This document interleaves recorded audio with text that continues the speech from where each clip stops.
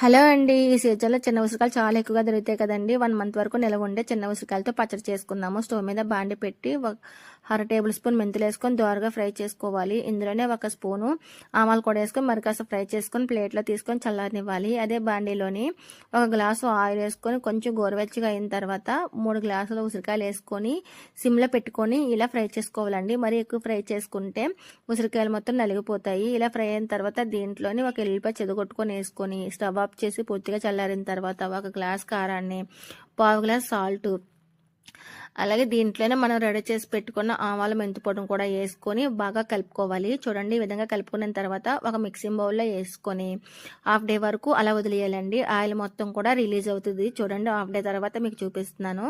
మొత్తం అంతా కూడా ఆయిల్ రిలీజ్ అవుతుందండి. ఇలానే తినేయొచ్చండి. దీంట్లో నిమ్మరసం అలాంటివి ఏం అవసరం లేదండి. 1 మంత్ వరకు నిల్వ ఉంటుంది. ఓకే ఫ్రెండ్స్, మరిన్ని వీడియోల కోసం మన ఛానల్ సబ్స్క్రైబ్ చేసుకోండి. బాయ్.